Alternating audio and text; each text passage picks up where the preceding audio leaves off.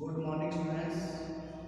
बच्चों, आज मैं आपको असेसमेंट फॉर लर्निंग विषय की सेकंड यूनिट का last topic kinds of tasks, कार्यों के प्रकार के बारे में बताऊंगा, जिसमें प्रोजेक्ट्स, असाइनमेंट्स एंड परफॉर्मेंसेस ये मेन रहती हैं।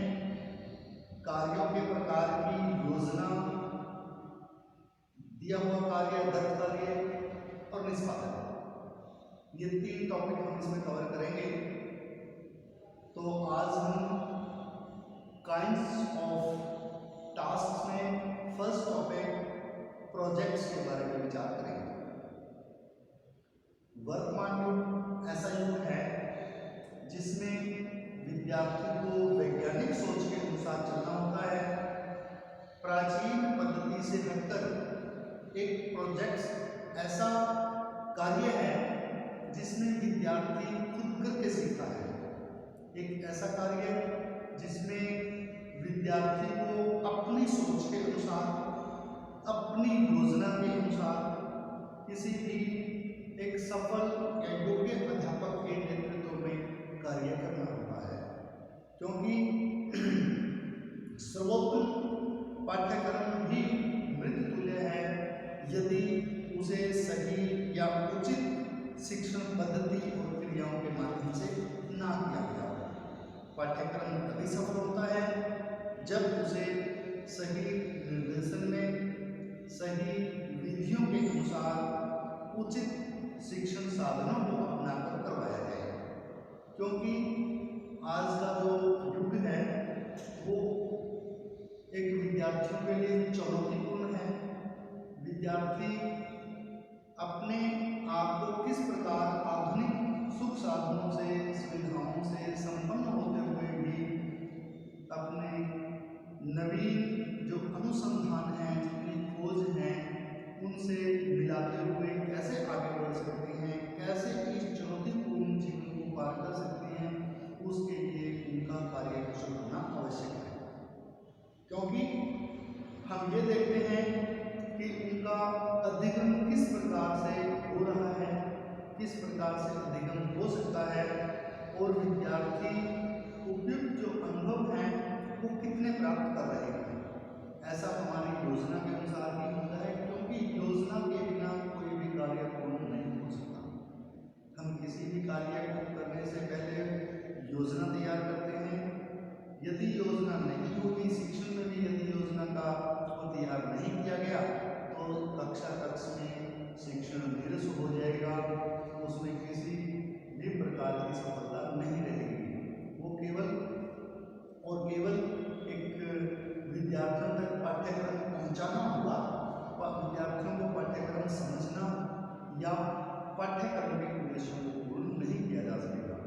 इसलिए विधियों का चुनाव करते समय हमें कुछ सिद्धांतों को ध्यान में रखना होगा, जिनका वर्णन हम निम्न प्रकार से करेंगे। फर्स्ट है विभिन्न उद्देश्यों की पूर्ति का सिद्धांत। विभिन्न उद्देश्यों की पूर्ति से हमारा भाव है कि पाठ्यक्रम में जितनी भी उद्देश्य निर्धारित किए गए हैं, उन उद्देश्यों की पूर्ति का समाधान करने वाला, उन उद्देश्यों को पूरा करने के सिद्धांत पर आधारित हमारी योजना तैयार होनी चाहिए, तभी वो योजना सफल योजना कहलाती है। सेकंड है क्रियाशीलता का सिद्धांत, प्रिंसिपल ऑफ एक्टिविटी। क्रियाशीलता के सिद्धांत से भाव है कि योजना इस प्रकार तैयार की जाए जिसमें कुछ एक्टिविटीज हो, जिसमें विद्यार्थी कुछ करके सीखे। ये लर्निंग बाय डूइंग के सिद्धांत पर आधारित होनी चाहिए, तभी योजना सही और सफल सिद्ध होती है। उसके बाद है उपयोगिता का सिद्धांत, प्रिंसिपल ऑफ यूटिलिटी। कैसी उपयोगिता हो, ऐसी योजना तैयार की जाए जो विद्यार्थियों के लिए उपयोगी सिद्ध हो, जो विद्यार्थियों के लिए शिक्षण के पूर्ण उद्देश्यों को पूर्ण करने वाली हो, जो विद्यार्थियों को निर्धारित शिक्षण उद्देश्यों की पूर्ति में सहायक सिद्ध हो सके। विद्यार्थियों के लिए उपयोगी होनी चाहिए। निरर्थक कार्य करने का कोई फायदा नहीं होता, इसलिए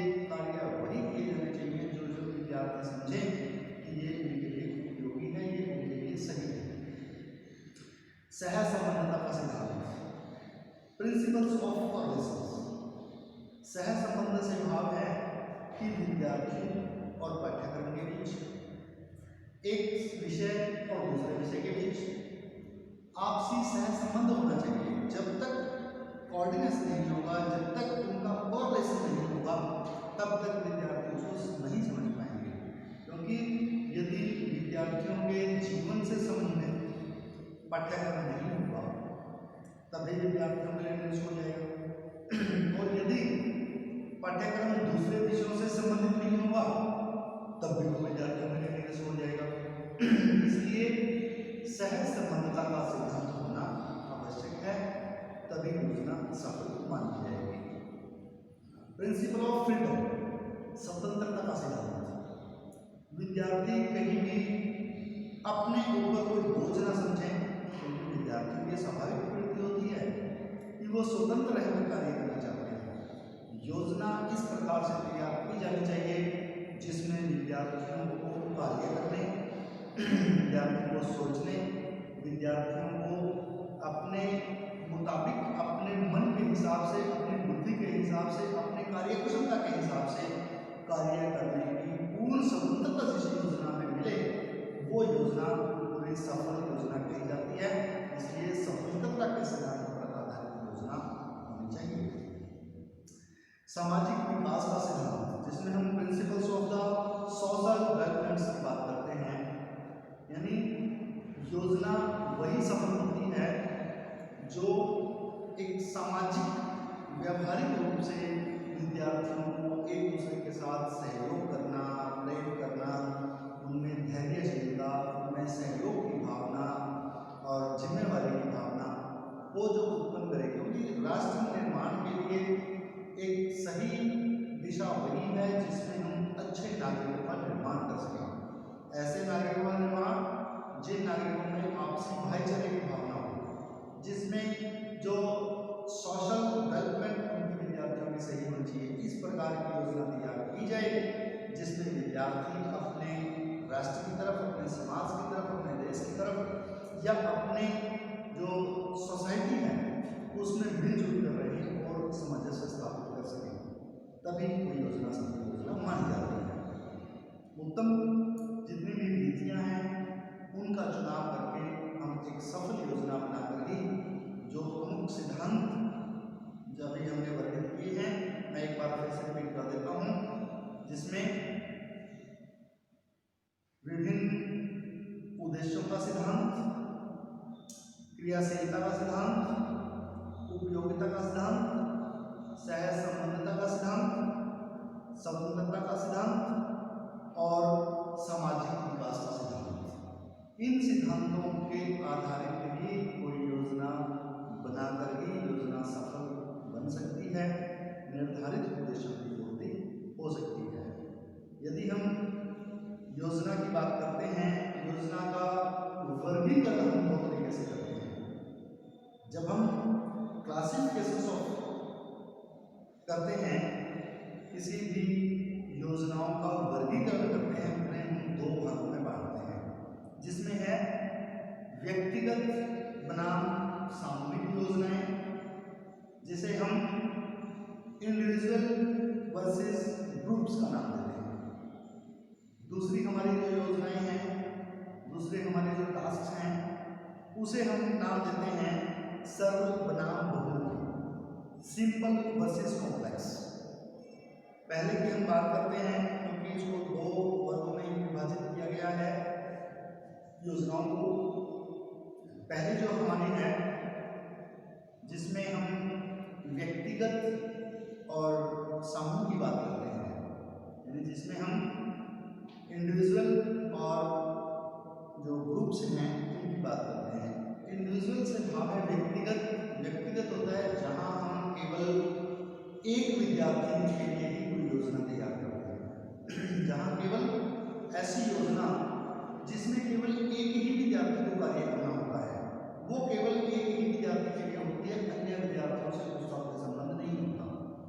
सभी विद्यार्थी जितने अलग अलग समूह में जो विद्यार्थी बैठे हैं, सबको अलग अलग टास्क दिए जाते हैं, सबके लिए अलग अलग योजनाएं तैयार की जाती हैं। जैसे किसी को कोई पुस्तक खरीदने के लिए भेजना है, किसी को कोई अलग से कोई लेख लिखने के लिए कहना है, ये विद्यार्थी के लिए एकल योजनाएं होती हैं, और जहां हम ग्रुप्स योजना की बात करते हैं, ऐसी योजनाएं वो योजनाएं होती हैं जिसमें विद्यार्थियों को मिलजुल कर इकट्ठे कार्य करने के लिए कहा जाता है, इकट्ठे कार्य करने की योजनाएं विद्यार्थियों के लिए तैयार की जाती हैं। ऐसी योजनाओं से हमारा भाव है विभिन्न प्रकार का कोई सामान तैयार करना, विभिन्न वस्तुओं के कोई नमूने बनाना, सामूहिक रूप से विद्यार्थियों को किसी एक धार्मिक स्थल या किसी एक एजुकेशनल ट्रिप पे भेजना, वहाँ के लिए भी वो सामूहिक क्रियाएँ, सामूहिक योजनाएं तैयार होती हैं। दूसरा है बच्चों सिंपल कॉम्प्लेक्स। इस प्रकार की योजनाएं जो बनती हैं, सिंपल प्रोजेक्ट जो विद्यार्थी बनाते हैं, वो आम सामान्य सी बातें होती हैं जिसमें विद्यार्थियों को अधिक परिश्रम नहीं करना पड़ता और विद्यार्थियों को इतनी कोई भागदौड़ नहीं करनी पड़ती, जिसे हम बिल्कुल सरल भाव से कहते हैं कि ये तो काम बड़ा आसान था, विद्यार्थी उसे आसानी से कर जाते हैं। और दूसरा होता है कॉम्प्लेक्स। कॉम्प्लेक्स के अंतर्गत किसी भी जैसे पूरे समूह में विद्यार्थियों को कहीं एजुकेशन ट्रिप पे ले जाना। एजुकेशन ट्रिप जैसे यदि हम बात करें कि विद्यार्थी कहीं पे ताजमहल को देखने के लिए गए हैं, आगरा विद्यार्थियों को ले जाएंगे, समूह है और टास्क बड़ा कॉम्प्लेक्स है जिसमें विद्यार्थी अलग अलग तरीके से सीखते हैं, क्योंकि जो बहुमुखी कार्य है वो विद्यार्थी को आता है। बहुमुखी कार्य से भाव है पहले विद्यार्थियों को वहाँ के लिए अरेंजमेंट करना, उनको जाने के लिए गाड़ी करना, सामान की विंड करना, उसके बाद पूरी प्लानिंग बनाना कि हम कहाँ रुकेंगे, कहाँ जाएंगे, किस प्रकार के कार्य हम करेंगे, वहाँ पे हम क्या देखेंगे, ऐसे डिज़ाइन तैयार करना। क्योंकि इस प्रकार के कार्यों से विद्यार्थियों का बहुमुखी विकास होता है। क्योंकि यदि हम ऐसे एजुकेशनल ट्रिप की बात करते हैं, उसमें विद्यार्थियों में आपसी वार्तालाप की शिक्षा दी जाती है, आपसी बातचीत करेंगे, उसमें विद्यार्थियों के भाषा से संबंधित विकास होता है, उसमें विद्यार्थियों का मैथमेटिक्स से संबंधित विकास होता है। गणितीय विकास से भाव है कि विद्यार्थियों को ही कि आपको पूरे ट्रिप का हिसाब किताब रखना है, किस कहाँ हमारा क्या खर्च हुआ, कितना खर्च हुआ, कहाँ से हमें खर्च करना चाहिए था, या कहाँ हमें नीति लेना चाहिए थी, कहाँ हम अपने पैसे बचा सकते थे। उस प्रकार से विद्यार्थियों को गणितीय ज्ञान होता है। उसके बाद विद्यार्थी ऐसे स्थानों पर जाके हिस्ट्री का ज्ञान लेते हैं। किसी भी हिस्टोरिकल प्लेस पे जाएंगे तो विद्यार्थी वहाँ, मान लीजिए हम आगरा की बात करते हैं, वहाँ पे मुगल का भी विद्यार्थियों को इतिहास के बारे में जानकारी होगी, विद्यार्थियों को मुमताज़ के बारे में, शाहजहाँ के बारे में, यानी इतिहास के बारे में जानकारी भी विद्यार्थियों को वहाँ से प्राप्त होगी। और जो जोग्राफिकली है वो भी विद्यार्थियों को जानकारी ऐसे स्थानों पर जाके मिलती है। उस समय की कला क्या रही, कला की जानकारी मिलती है, या अन्य विषयों के बारे में भी जानकारी जैसे मिलती है कि विद्यार्थी वहाँ पर किस प्रकार से अपना स्वाभाविक रूप से घूमते हैं, किस प्रकार से एक दूसरे से मेल मिलाप करते हैं, वहाँ से आए हुए जो अन्य देश प्रदेश या विदेशों से जितने भी लोग हैं उनसे आपसी इंटरेक्ट करके भी विद्यार्थी बहुत कुछ सीखते हैं। तो विद्यार्थियों ये एक मेथड्स हैं, इनको वर्गीकृत किया गया है, जिसमें जितना भी हमारा प्रोजेक्ट जो हमारी योजनाओं का जो वर्गीकरण है वो दो भागों में हमने आपको बताया। पहला है व्यक्तिगत और सामूहिक, दूसरा है सरल और बहुमुखी। अब हम इनके लाभ और हानियों के बारे में बात करेंगे कि योजनाओं का हमारे लिए लाभ क्या है, योजनाएं हमारे किस काम आती हैं, और योजनाओं के हमारे लिए डिसएडवांटेजेस क्या हैं, हमारे लिए क्या क्या इनकी हानि है। पहले हम एडवांटेजेस की बात करेंगे, advantages of the project method. Project विधि के लाभ। लाभों में मनोवैज्ञानिक आधार पर विकसित होती हैं, क्योंकि विद्यार्थी जब भी इस प्रकार की योजनाएं बनाते हैं तो उनका मनोविज्ञान काम करता है, और मनोविज्ञान आधार को विकसित करने में योजनाएं बड़ी सफल रहती हैं। अध्यापक का छात्रों पर किसी प्रकार का दबाव नहीं रहता, या अध्यापक का छात्रों पर कोई हस्तक्षेप नहीं रहता, क्योंकि इसमें विद्यार्थी स्वतंत्र रूप से कार्य करते हैं। कोई भी अध्यापक उन पर हावी नहीं होता। योजनाएं दी ही विद्यार्थियों को जाती हैं और विद्यार्थी उस कार्य को पूर्ण करते हैं। विद्यार्थियों को कार्य करने में स्वतंत्रता मिलती है। विद्यार्थी अपनी स्वेच्छा से, अपने भाव से, अपने कार्य क्षमता के अनुसार ही कार्य करते हैं। विद्यार्थियों में अन्वेषक शक्ति का विकास होता है। विद्यार्थियों में कुछ नया अन्वेषण करना, कुछ खोज करना, विद्यार्थी कुछ नया क्रिएट करते हैं। विद्यार्थी में क्रियात्मक शक्ति का विकास होता है। ऐसे जो प्रोजेक्ट मेथड्स के माध्यम से विद्यार्थियों को जो शिक्षा दी जाती है, उसमें विद्यार्थी अपनी तरफ से कुछ करके सीखते हैं, कुछ करने की उनमें ललक पैदा होती है। पंचतंत्रीय भावनाओं का विकास होता है, क्योंकि विद्यार्थी समूह में मिलकर कार्य करते हैं, तो उनमें पंचतंत्रिक जो भावनाएं हैं वो आ जाती हैं। एक दूसरे से प्रेम करना, सहयोग करना, भाईचारे की भावना में रहना, उनमें एक दूसरे में मित्रता होना, सद्भाव की भावना उनमें उत्पन्न होना, सहयोग करना, इस प्रकार के जो गुण हैं वो विद्यार्थियों में प्रोजेक्ट मेथड के माध्यम से आ जाते हैं। उत्तरदायित्व की भावना का विकास। उत्तरदायित्व से भाव है विद्यार्थियों को अपनी जिम्मेदारी समझना। विद्यार्थी किसी भी योजना में अपनी भागीदारी, अपना सहयोग, अपनी जिम्मेदारी लेते हैं। हो सकता है कोई विद्यार्थी उस कार्य को करने में अधिक कुशल ना हो, तो सामूहिक कार्य में एक विद्यार्थी दूसरे विद्यार्थी की मदद करता है, उसकी हेल्प करता है, उनमें आपसी सहयोग होता है। तो आपसी सहयोग की भावना भी विद्यार्थियों में इन कार्यों से आती है। मितव्ययता, ये बड़ी कम खर्चीली है, क्योंकि इसमें विद्यार्थी योजनाएं स्वयं खुद बनाते हैं और खुद उस पर कार्य करते हैं। कोई इतना कुछ खर्च नहीं होता, इतना कुछ लागू नहीं होता।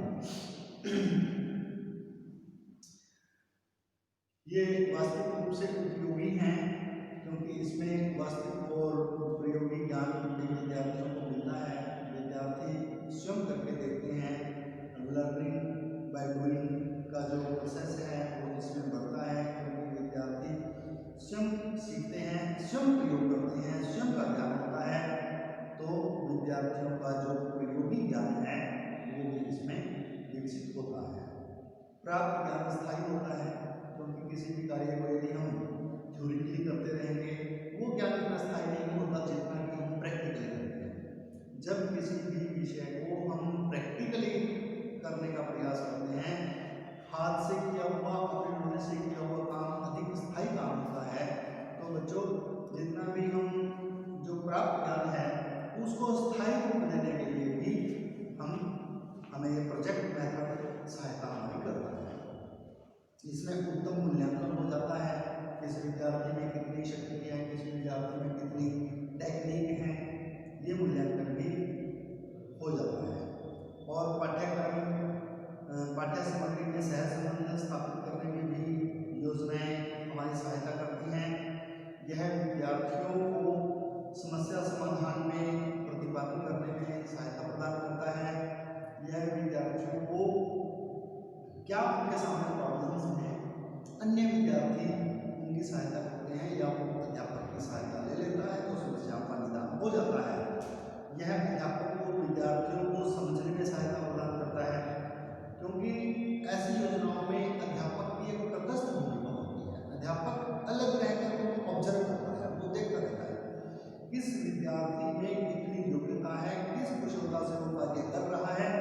तो अध्यापक को इस बात का पता लग जाता है कि विद्यार्थी कितने कार्य कुशल हैं, विद्यार्थियों की भावनाएं क्या हैं, विद्यार्थी क्या चाहते हैं, क्या करना चाहते हैं, किस तरीके से करते हैं, किस विद्यार्थी के अंदर शक्ति कितनी है, कि कैसे उसकी बौद्धिक स्तर IQ लेवल क्या है।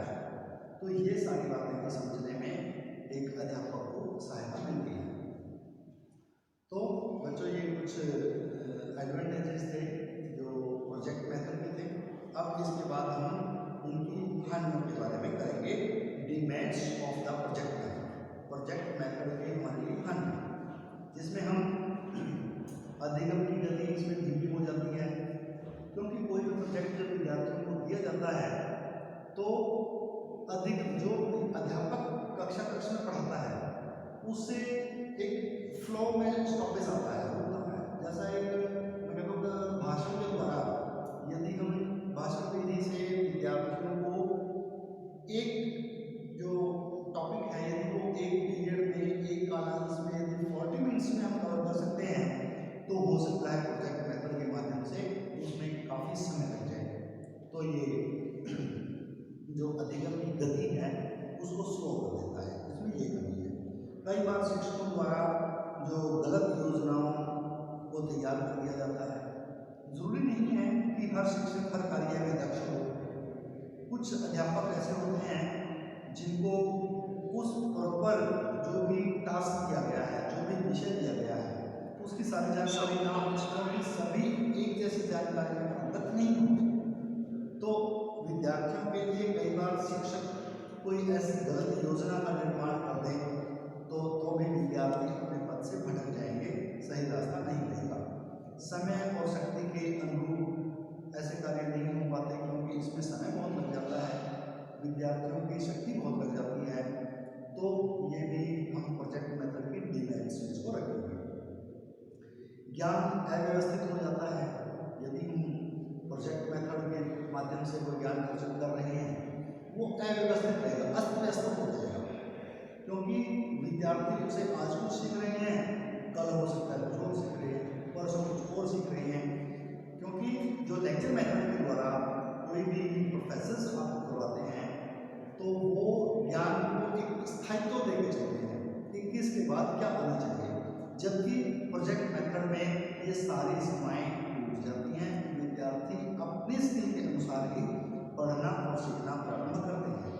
अध्यापकों पर अधिक भार आता है, अध्यापक इससे बोझ महसूस करते हैं क्योंकि उनको पहले अपना टॉपिक तैयार करना है, टॉपिक में क्या कमियां रहेंगी वो तैयार करनी है, फिर विद्यार्थियों को योजना तैयार करके देनी है, उस योजना के मुताबिक विद्यार्थी कार्य करेंगे, फिर उनकी निगरानी करनी है और निगरानी के आधार पर मूल्यांकन होगा। तो अध्यापकों के ऊपर भी इस प्रकार प्रोजेक्ट मेथड के माध्यम से बोझ बढ़ जाता है, उन पर भार अधिक आ जाता है। अध्यापक का महत्व कम समझना, विद्यार्थी समझते हैं कि हम ये कार्य तो हम खुद कर रहे हैं, ये तो हमने खुद प्रोजेक्ट तैयार किया है, इसकी योजना तो हमने खुद बनाई है। तो अध्यापक का महत्व वहाँ पे कहीं ना कहीं विद्यार्थी समझने लगते हैं कि कम हो गया है, या अध्यापक स्वयं एक निष्क्रिय सा होकर रह जाता है जहाँ पे वो पूर्ण रूप से विद्यार्थियों की तरफ ध्यान नहीं दे पाता। और स्कूल के कार्य में अव्यवस्था आ जाती है क्योंकि कुछ विद्यार्थी हो सकता है कहीं पे किसी प्रोजेक्ट को लेकर कहीं बाहर गए हैं, दूसरी क्लासेस टीचर होती हैं, अव्यवस्था स्कूल में रहती है पूर्ण रूप से कि विद्यालय में कितने बजे की टाइमिंग है, कितने बजे आएंगे, कितने बजे की टाइमिंग है, कितने बजे जाएंगे, ये सारी योजनाओं में विफल हो जाती हैं क्योंकि विद्यार्थी किस समय आते हैं किस समय जाते हैं वो अपने प्रोजेक्ट में लगे रहते हैं। तो पाठ्यक्रम पूरा करने में कठिनाई आती है क्योंकि समय पर पूरा कार्य नहीं होता। यदि किसी और मेथड से, किसी और विधि से अध्यापक पढ़ाते हैं, लेक्चर मेथड से पढ़ाते हैं, तो उसमें वो समय सीमा में रहकर अपने पाठ्यक्रम को पूरा कर देते हैं। लेकिन जब विद्यार्थी को योजनाएं दी जाती हैं तो वो योजनाएं विद्यार्थी कब तक पूरा करेंगे, उसमें कोई समय सीमा नहीं रहती। इसलिए निर्धारित समय में पाठ्यक्रम को पूरा करना भी नहीं हो पाता, पाठ्यक्रम पूरा करने में कठिनाई आती है। जो पीरियड्स हैं, जो समय चक्र हैं, उनका पालन नहीं हो पाता क्योंकि एक पीरियड में विद्यार्थी पढ़ेंगे और एक पीरियड के अंतर्गत ही जो अध्यापक है उनको पढ़ाएगा तो वो जो समय चक्र है, जो पीरियड है, वो उसका पूरा यूटिलाइज होता है। जबकि जो प्रोजेक्ट मेथड्स हैं उनके माध्यम से तो विद्यार्थियों को योजनाएं तैयार करके दी जाती हैं, वो एक पीरियड में करते हैं, 2 में करते हैं, 3 में करते हैं, कितने समय में करते हैं, वो कोई भी उसमें समय सीमा नहीं रह पाता। और विद्यार्थियों में गलत धारणाएं जन्म ले लेती हैं, वो सोचते हैं कि हम ही सब कुछ कर सकते हैं, वो अध्यापक की बात को अनदेखी करना शुरू कर देते हैं या वो अपनी मनमाने ढंग से कार्य करते हैं। इस प्रकार के कार्य उसमें हो जाते हैं और एक ही विषय में जो खंडों का ज्ञान है वो असंतुलित हो जाता है क्योंकि खंड खंड में विद्यार्थी ज्ञान प्राप्त करते हैं और विभिन्न खंडों में ज्ञान प्राप्त करने से विद्यार्थियों का जो ज्ञान है, प्राप्त ज्ञान है, उसमें असंतुलन आ जाता है। उच्च कक्षाओं के लिए योजना बनाना बड़ा कठिन कार्य है। छोटे बच्चों के लिए तो कोई अध्यापक योजनाएं बनाकर दे देता है, लेकिन जो उच्च विद्यार्थी हैं, जो उच्च कक्षाएं हैं, उन कक्षाओं के लिए इस प्रकार की योजनाएं बनाना कोई सरल कार्य नहीं है, क्योंकि प्रोजेक्ट बड़े हो जाते हैं और बड़े प्रोजेक्ट में विद्यार्थी स्वयं कुछ अधिक करना चाहते हैं और अध्यापक उसमें इतनी सहभागिता नहीं दे पाता, तो इसलिए ऐसे कार्य कुछ कठिन कार्य हो जाते हैं। तो बच्चों, आज हमने प्रोजेक्ट मेथड के बारे में पढ़ा। प्रोजेक्ट मेथड में ये सिद्धांत, प्रोजेक्ट मेथड्स का वर्गीकरण और उनके लाभ और हानियों के बारे में पढ़ा। तो अंत में संक्षेप में हम ये बात कह सकते हैं कि यदि प्रोजेक्ट मेथड और आम सामान्य जो भी शिक्षण विधियाँ एक अध्यापक अपनाता है, उन पर विचार किया जाए तो जो योजना विधि है वो बड़ी कारगर सिद्ध होती है। विद्यार्थी उसमें इंटरेस्ट भी लेते हैं, अपनी रुचि दिखाते हैं और जो अन्य किसी भी प्रकार के जो इसमें दोष आ जाते हैं, वो विद्यार्थी का ज्ञान स्थायी ज्ञान के आधार पर यदि हम देखें तो वो सफल भी मानी जाती है। तो कुछ दोष भी हैं, तो गुण अधिक हैं, कुछ कठिनाइयाँ भी आती हैं, फिर भी जो प्रोजेक्ट मेथड है वो एक सफल मेथड माना जाता है, क्योंकि इस विधि के सफल संचालन में शिक्षक की योग्यता, उनकी सूझबूझ, कार्यक्षमता, मार्गदर्शन ये बहुत महत्वपूर्ण रोल प्ले करते हैं। यदि एक अध्यापक का मार्गदर्शन सही नहीं होगा, विद्यार्थी उसके मार्गदर्शन में सही कार्य नहीं कर पाएंगे। यदि एक अध्यापक की योग्यता नहीं होगी तो एक अध्यापक विद्यार्थियों को सही प्रोजेक्ट नहीं दे पाएगा। तो इसलिए अध्यापक की जो बुद्धि है वही सभी समस्याओं का निराकरण करती है और प्रोजेक्ट मेथड विद्यार्थियों के लिए ज्ञान को स्थायी बनाने में, किसी भी कार्य को करने में, रुचि लेने में बड़ा कारगर सिद्ध होता है। तो ठीक है बच्चों, आज हमने प्रोजेक्ट मेथड के बारे में पढ़ा। कल हम इसी क्वेश्चन से रिलेटेड असेसमेंट के बारे में